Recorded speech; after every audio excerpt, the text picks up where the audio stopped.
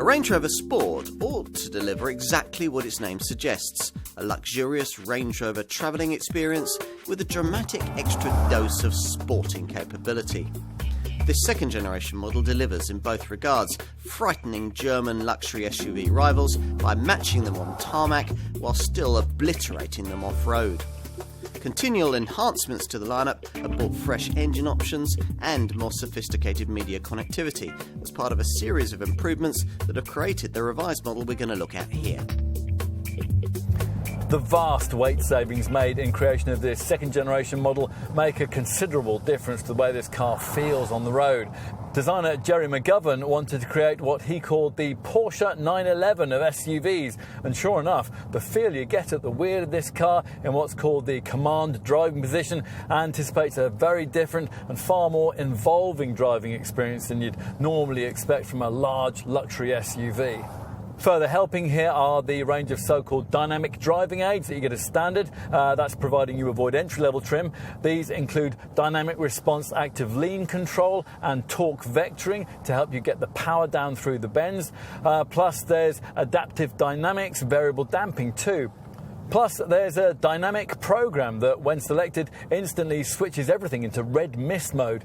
Now, you'll really want this if you choose one of the more powerful engines, perhaps the 339 bhp SDV8 diesel or one of the supercharged petrol units, 340 bhp 3-litre V6 and a 5-litre V8, developing either 510 bhp or in the top SVR model as much as 550 bhp. At the other extreme, at the foot of the range, an entry-level 240 bhp 2-litre SD4 4-cylinder diesel unit's been introduced, but most customers will continue to prefer the 306 bhp SDV6 diesel unit that we've been trying here. This engine mixes ready performance with decent frugality. 40.4 mpg is possible on the combined cycle and 185 grams per kilometre of CO2.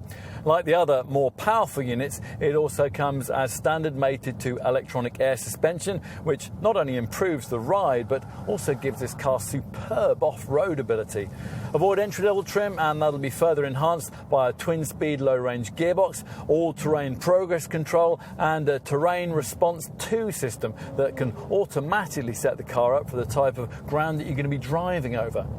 All models get a clever low-traction launch system that's there to assist you when you're pulling away from a standstill on low grip surfaces, and this car can lug along up to 3.5 tonnes. Imagine you were toned, fit and nearly 20% lighter. How would you look? Sharper? Smarter? Younger?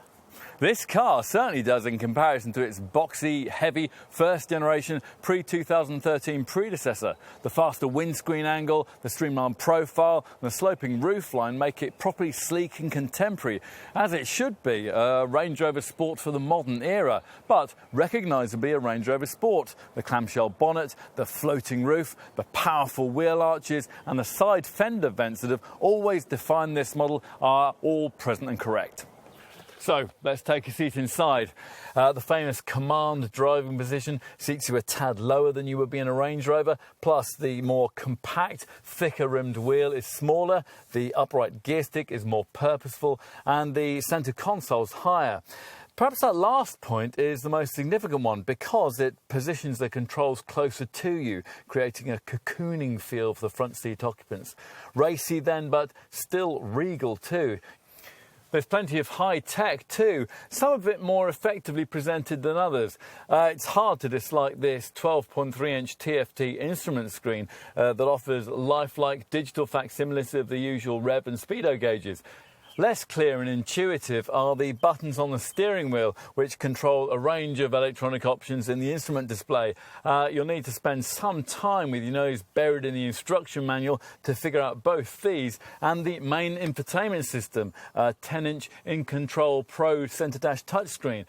Settle yourself into the rear, and if you're familiar with the fully fledged Range Rover, you'll find that a place in the back of this car is nearly as nice. The high-mounted seats are firm and supportive.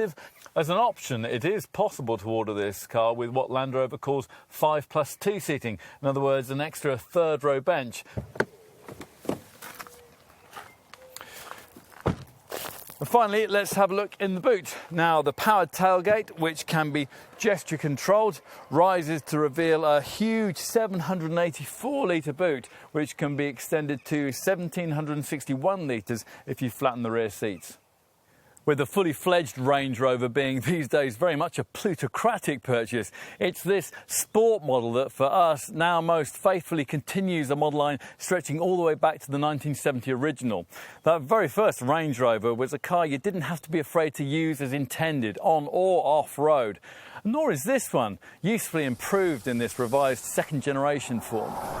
True, it's a pity that the entry trim level does without some of the key on and off-road features, and also that it's necessary for potential customers to pay significantly more than they would for some less sophisticated rivals, especially if they want to buy in at the SDV6 level that probably shows this model at its best. Still, the right version of this car offers exactly the right kind of luxury SUV experience for those who are fortunate enough to be able to enjoy it.